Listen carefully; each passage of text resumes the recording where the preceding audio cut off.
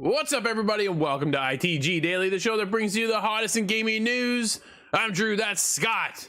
Dude, we got a hot show today. What's going on, Scott? Oh, man, I'm just recovering from a really long night, as usual. You know, that Nickelodeon kart racer really has me. Seriously, okay, that's what but you're in playing? seriousness, I need to try Chocobo GP, okay? We joked about that fair. like a year ago. We I did. Still need to see it. Yeah. Today, though, Scott, is no joke. It is live every day, Monday to Friday, 11 a.m. Eastern, over on twitch.tv/theofficial ITG. Yo, I'm going to be one of those marketing guys, one of those marketers at the auction. I'm working towards it. That's my goal next, Scott.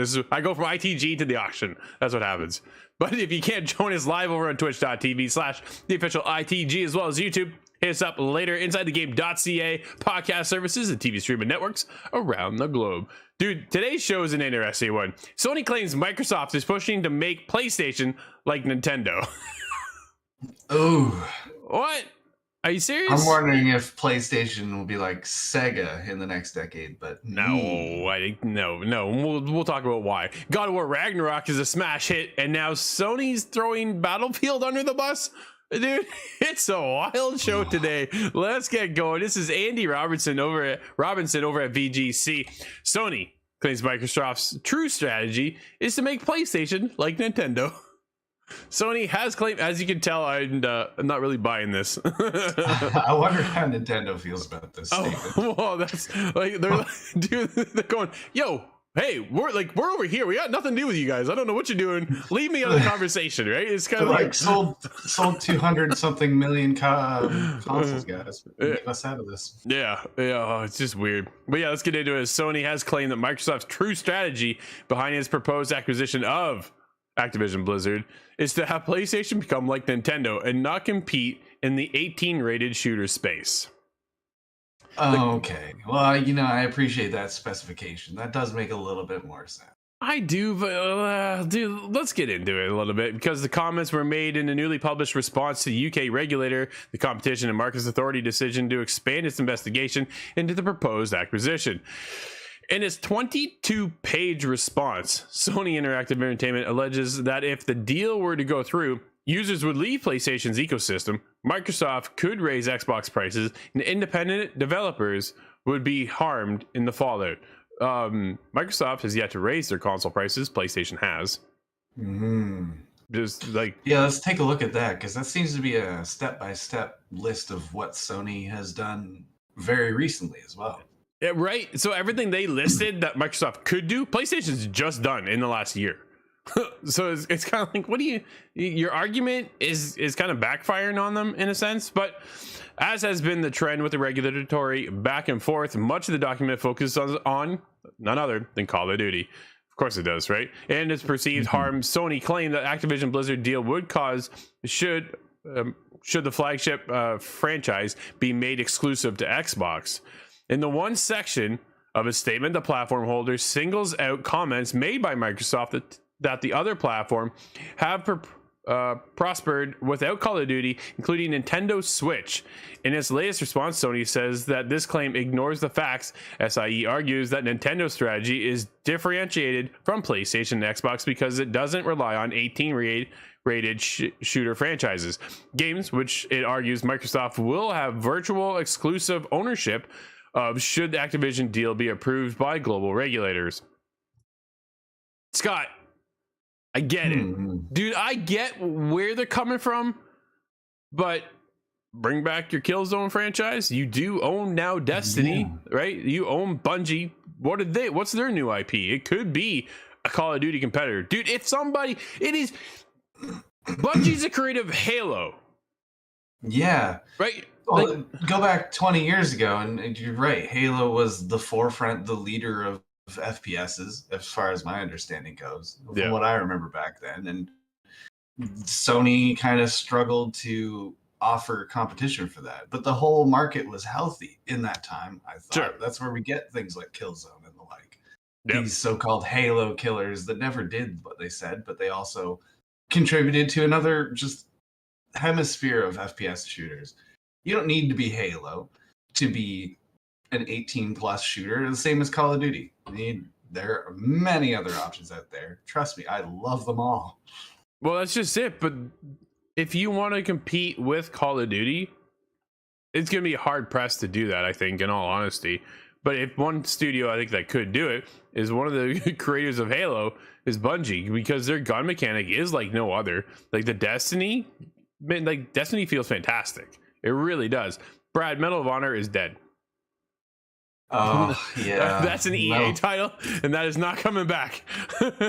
What was that Modern Combat one? It may have been called Modern Combat. But maybe. I don't know. That one was just painful. There was a company that handled the online and a company that did the single player separately. But the two halves did not make a whole. No, not at all, right? Quote, Microsoft claims that Nintendo's differentiated model demonstrates that PlayStation doesn't need Call of Duty to compete effectively. But this reveals Microsoft's true strategy. SIE's statement reads, Microsoft wants PlayStation to become like Nintendo so that it would be the less close and effective competitor to Xbox.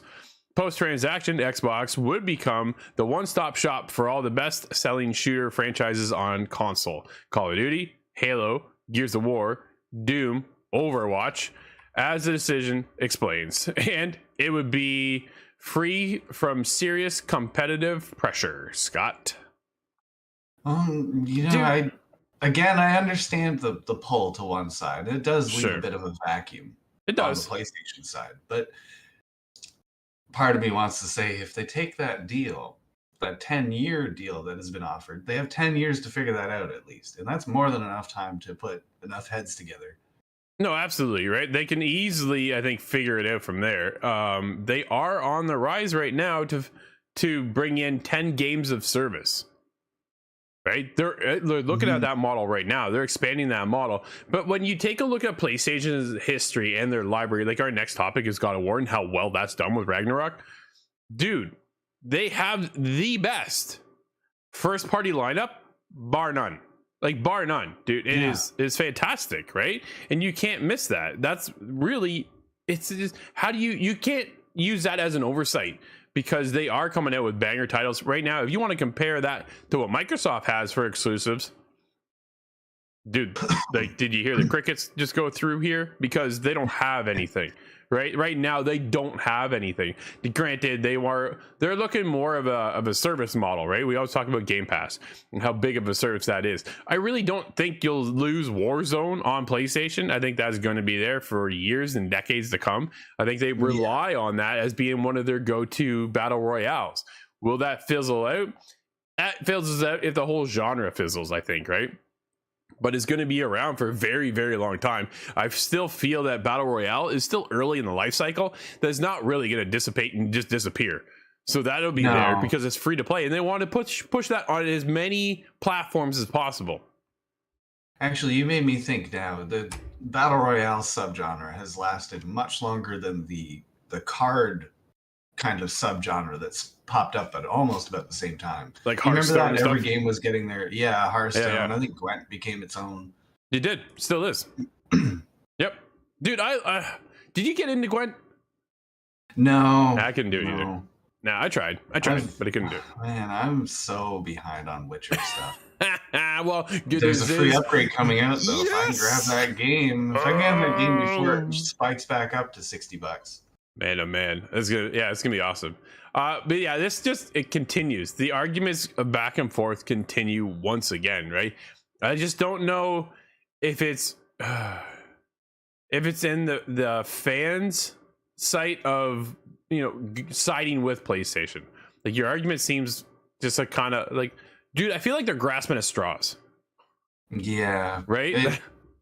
Well, and I have that kind of spiteful personality, so I get set off by stuff like this, and my response would be harsher, more intensive because of this kind of back and forth. I don't see it being productive. No, and I'm just here's my worry. If you get over on the regulatory board and you don't have somebody that's so ingrained like we are within the industry, and they just kind of go, huh, maybe they're right, because they're just hearing and kind of following what PlayStation's saying and not really getting the forethought of what Microsoft is trying to really build here in the grand scheme of things, and say, hey, we're not really planning on putting this anywhere. Microsoft did offer PlayStation a 10-year deal, so I think that may have hurt Microsoft in the end of going, no, we're not gonna put this as an exclusive, right? Like, so there is that side of it too, going, maybe they are after 10 years, then what does PlayStation do? Then they don't have Call of Duty, right? So that's a good point for PlayStation to kind of keep in the back of the mind, and then use that as a weapon later on, in a sense. Does that make sense? Like, you know what I mean? I still think of Sony, you know, if you want to have a real face in this argument, what happened to Spider-Man? Can we get a cross deal? Can we trade Spider-Man for Call of Duty for the next 10 years? Well, Spider-Man, God of War, like, there's so many exclusives right now over on PlayStation. There's a reason why you go to PlayStation, is because the only way you get these games is by going to PlayStation. Dude, Ragnarok, let's get into it. God of War Ragnarok sells 5.1 million units. Ha, let's go. This is our good buddy Bobby over at Console Creatures. Per PlayStation, we now know that God of War Ragnarok is the fastest selling first party launch in PlayStation history. Scott, in its first week at retail, Kratos and Atreus' latest adventure to the end of the world has shifted to a whopping 5.1 million units combined between physical and digital copies. Something we don't often see is the physical in there as well. Combination of physical and digital. So that was cool. That's interesting. I wonder what the breakdown is there. What percentage would be physical? I suspect low, but so here's my thing. God of War Ragnarok is on both platforms, right? We're talking today's gen, latest gen, and then last gen. So PS4, PS5. It goes both on both consoles. I wonder how much is on PlayStation 4 versus PlayStation 5. I'd like to see those numbers, right? But previously, the record was held by Naughty Dog's The Last of Us Part 2, selling 4 million copies in the first 3 days. It was also recently revealed that the soft reboot of God of War introduced in 2018 has gone to sell on to 23 million copies across PlayStation consoles and PC. Scott. Good for everybody over at Sony Santa Monica. Congrats to them. God of War Ragnarok is my game of the year, buddy. It is an amazing experience. What a way to wrap that up, too. I loved it. I absolutely love it. 4 years on, and first God of War went up to 23 million. I wonder what Ragnarok's going to look like in 4 years, what the kind of sales numbers will be. Well, so here's the other side of it, too. We're getting a series on God of War, right? Like, we're gonna get that. So if you take a look at The Witcher, right? We're now talking about The Witcher because it's getting up-res and we're gonna get it on next gen consoles, and we're gonna look forward to playing that. But dude, when we watched The Witcher series on Netflix, it was like, yo, I want to play The Witcher, right? And you're gonna get that here when The Last of Us launches on HBO. You're gonna get people who are gonna go, all right, now I'm gonna go check out The Last of Us. I haven't played The Last of Us, and then you get us who are like, yo, I played The Last of Us, I want back in, and that's gonna happen again here with Kratos and Atreus and the latest God of War Ragnarok, and it's gonna sell. Dude, this will surpass 23 million copies. Do we have an actor for the God of War? Do we know that? Because I'm drawing a blank right now. I don't believe I joked about having Christopher Judge do it because that would be perfect in my opinion. Isn't But if not, can we get Henry Cavill? He might have to bulk up a little bit, but I thought rumors were flying that it was going to be Dave Bautista. Hey, that was Marcus Phoenix. Sorry, that was God of War or Gears of War. Sorry, yeah. Gears of War, God of War. I get them mixed up too. So like, dude, everything's just. It's funny because when I'm typing out the doc stuff, I'm like, oh, yeah, God of War, Gears of War. It's like, yeah. But no, that's awesome.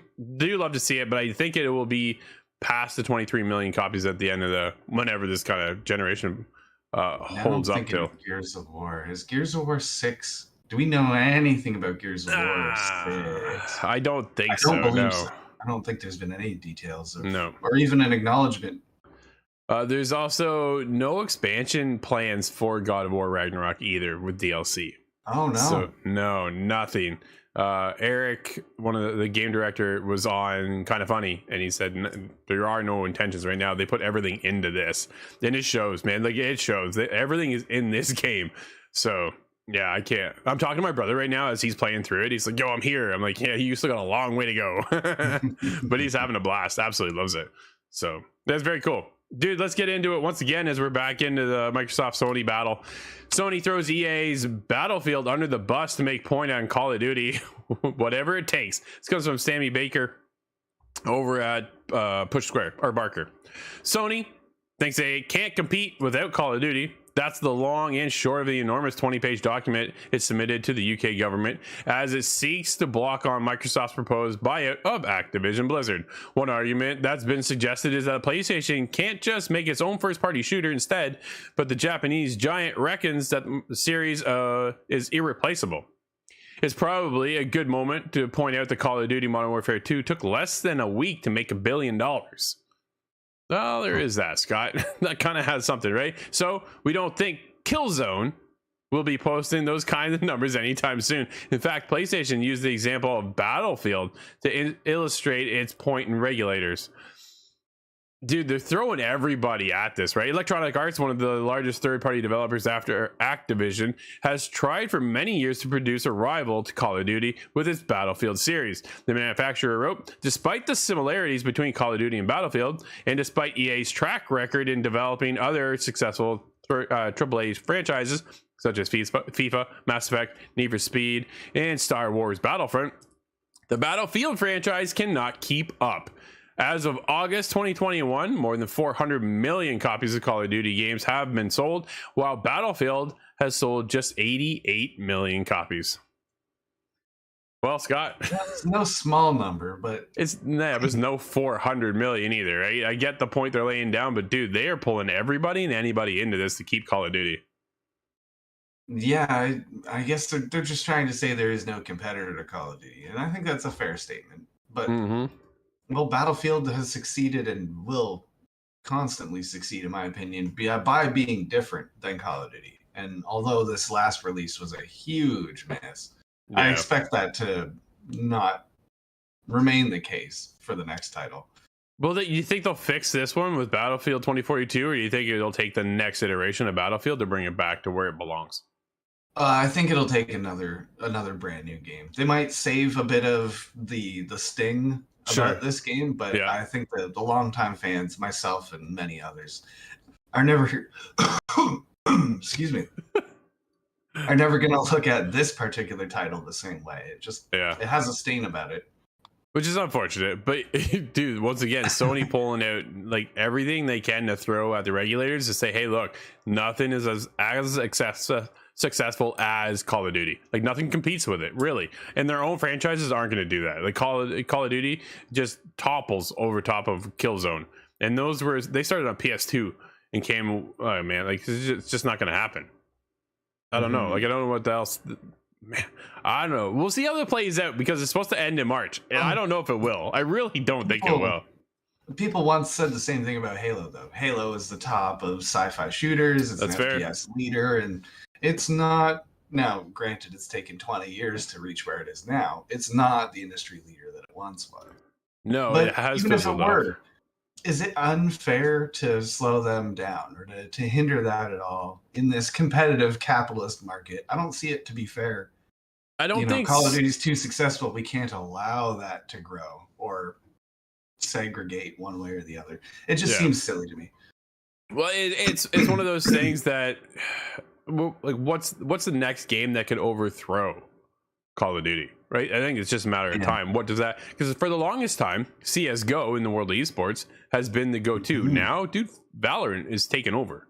Like That's a very good point, actually. Right? So is it just a matter of time before we find that one particular game that can overthrow Call of Duty? And maybe Sony can be that developer to do that, or find a studio that can do that. But they have Bungie, so like it's not like they don't have the power to do it. What do you got? Well, one of the other video shooter leads that could challenge Call of Duty, but it is a different subgenre, would be Overwatch. But unfortunately, that's also bound in this exact same deal. Yeah, it is. It absolutely is. But yeah, it's I think it's just a matter of time for us to find that one game that everybody's talking about instead of Call of Duty. But Call of Duty's been the juggernaut for decades, like a decade now at least. How many trillions of dollars would it take to buy Fortnite and put that on console exclusivity? I say trillions of dollars because I think it really would be that much. Yeah, it would definitely be a ton of money for somebody to buy up Epic, because it's not just Fortnite they own. They own a lot of stuff. Yeah, that's true. Dude, just speaking of Fortnite, because I'm thinking of Epic, and just as of recently, on December 1st, just to highlight, predecessor is coming. My MOBA is almost here, Scott. I can jump back in. Rest in peace, Paragon. It's now over to predecessor with Omega Studios, and I cannot wait. Did you say December 1st? Yep, I did. Okay, I'll be on there for a whole 24 hours before Callisto drops. Yeah, all right, cool. I got you for 24 hours. Yeah, it's early access dropping. Dude, I can't wait. I'm so excited. So excited. They got 20 heroes dropping, or 22 heroes dropping. I'm like, yes, let's go. All right, speaking of what's not going, though, unhappy Pokemon Scarlet and Violet players claim mixed results, requesting refunds. Tom Ivan over at VGC. Dude, it's not going well here. And I got a couple questions as to why this might be. Unhappy Pokemon Scarlet and Violet players seeking refunds for the games have reported receiving mixed results. The latest mainline title in the Pokemon series were released last week and have broken sales records for publisher Nintendo, but they've also been heavily criticized for their buggy state of launch. Yeah, no, I haven't seen anything myself. Somehow I've avoided the footage of these glitches, but I hear they're quite bad. Even my neighbor was asking me about it. Really? There were documented performance issues and a lack of any public statements so far about the planned titled updates. Over on Reddit, one Reddit user wrote, quote, "I got a refund from the eShop last night of Violet after feeling the game is not at a state I feel acceptable for a AAA release." Another one had this to say: "The recap actually told me that given the situation regarding..." Oh, sorry, the rep, I like recap. The rep actually told me that given the state regarding the situation regarding the state of the Pokemon Scarlet and Violet, she would evaluate my case to ensure the refund was approved. It was approved an hour later. Scott, issues here. Now, is it issues because the development team hasn't done their job, which I think does have something to weigh on, but is it also an issue of the fact that the Switch is just old and can't handle what developers are looking to push forward? Yeah, I think it's probably a mix of column A and column B, because I want to believe that they've tried to mix up the formula a little bit, change up, perhaps push Pokemon. Right. Well, in this case, further than it's been pushed in 20 years since Arceus. But because of Arceus and the technical state of that, which to my knowledge was pretty great, I don't know why they're coming to an issue with the hardware of the Switch. Well, that's this thing. Like, they've known their limitations for so long, right? I think this really kind of goes back to the state of the developers, and it doesn't work. I've heard there's a ton of issues, pop-in, textures, issues. This got just janky, right? Like, really, really janky. A whole ton of unfortunate, because Pokemon has always been at a state where people just love it and they can't wait to get in. And then when you launch something like this, dude, I've never heard of anybody ask for a refund for a Pokemon game. Nobody. No. Never, right? You know, so we just mentioned Battlefield. It kind of gives me a Battlefield feeling. After 20 years, you know, maybe even more, 20 and plus change years the formula is there. It seems to be able to be iterated on again and again and again. It's a formula that stood the test of time. So how do we get this stumble with the latest release? Still a mystery in the case of Battlefield. Yep. Well, extra mystery in the case of Pokemon. Game development is not easy by any means. It is hard. That's without a doubt. We're no developer here, but at the same time, you have to know when you launch this game that there are issues, and you're going to run into this feedback, especially in today's day and age, right? With social media being such a big part of what we do and what we cover here, and it's just so easy to post a comment, and then all of a sudden now it goes from comments to refunds, and that's man, something I never thought would happen out of a Pokemon game, because Nintendo has such a polish with their games that it was just, I don't know, unfortunate. But Scott, we do have a couple releases today, my friend. What do we have? We have Legendary Heroes on PC, PS4, PS5, Switch, Xbox One, and Series consoles. Cleopatra Fortune S Tribute is on PC, PS4, 5, and Switch, Xbox One XS. Blade of Darkness is on the Switch. Primal Light is on PC, get this, Mac, Linux, No. Switch, Xbox One X and S. Monster Hunter Rise Sunbreak title update number 3 is now live.